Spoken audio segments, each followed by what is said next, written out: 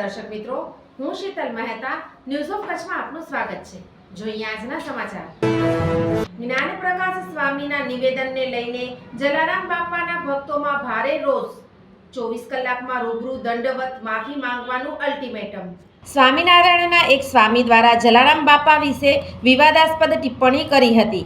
જ્ઞાનપ્રકાશ સ્વામીએ કહ્યું હતું કે જલારામ બાપા પર સ્વામિનારાયણના સંત ગુણાતીતાનંદ સ્વામીના આશીર્વાદ હતા। આવા નિવેદનને લઈને અત્યારે જલારામ બાપાના ભક્તોમાં ભારે રોષ જોવા મળી રહ્યો છે। વીરપુરમાં આજે આ મામલે મહત્વની બેઠક થવાની છે।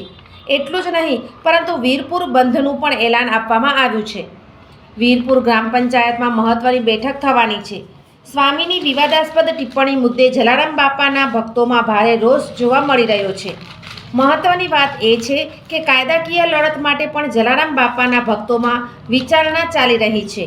અત્યારે જલારામ બાપાના ભક્તોએ રામધૂન બોલાવી છે। અત્યારે ગ્રામ પંચાયતમાં ધારણા કરી આગેવાનોએ રામધૂન બોલાવી છે।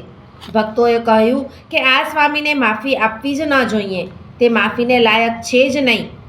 ભક્તોએ જલારામ બાપા વિશે થયેલી ટિપ્પણીઓ પર ભારે રોષ વ્યક્ત કર્યો હતો। આ મુદ્દે લોકોએ જ્ઞાનપ્રકાશ સ્વામીનો વિરોધ શરૂ કર્યો છે। તેમણે જાહેર રીતે બાપા પર અપમાનજનક ટિપ્પણીઓ કરી હતી। સ્થાનિક નાગરિકો અને સત્કાર્યકર્તાઓએ તેને તાત્કાલિક માફી માંગવા માટે કહ્યું છે। યાત્રાધામના સમિતિએ 24 કલાકની અંદર જ્ઞાનપ્રકાશ સ્વામીને દંડવત રૂબરૂ માફી માંગવા માટે અલ્ટિમેટમ આપ્યું છે। જો તે આ માફી નહીં માંગે તો યાત્રાધામમાં ઉગ્ર વિરોધ શરૂ કરવાનું નક્કી કરવામાં આવ્યું છે। 6 માર્ચે આ મુદ્દે આગામી રણનીતિ જાહેર કરવામાં આવશે, જેમાં વધુ પગલાં લેવામાં આવશે। ભક્તો કહી રહ્યા છે કે આજે આખું ગામ એટલે કે આખું વીરપુર ભેગું થવાનું છે, કારણ કે સ્વામીના નિવેદનને લઈને અત્યારે ભક્તોમાં ખૂબ જ રોષ છે। આવા સાધુ આવી રીતે બોલે જ કઈ રીતે? કેવી રીતે આવું વ્યાસપીઠ પરથી બોલી શકાય? અત્યારે વીરપુર ગામ લોકોમાં અને વેપારીઓમાં ભારે રોષ જોવા મળી રહ્યો છે અને સ્વામીનો ભારે વિરોધ પણ જોવા મળી રહ્યો છે।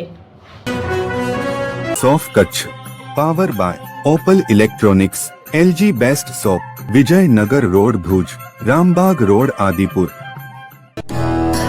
Power by KC jewellers, latest fashion ડિઝાઇનના ઓર્નામેન્ટ્સનો વિશ્વાસપાત્ર શોરૂમ, હોસ્પિટલ રોડ ભુજ। દર્શક મિત્રો, આજે તારીખ 4 માર્ચ 2025 આ હતા આજના સમાચાર। આવતીકાલે ફરી મળીશું, ત્યાં સુધી મને રજા આપશો। નમસ્કાર।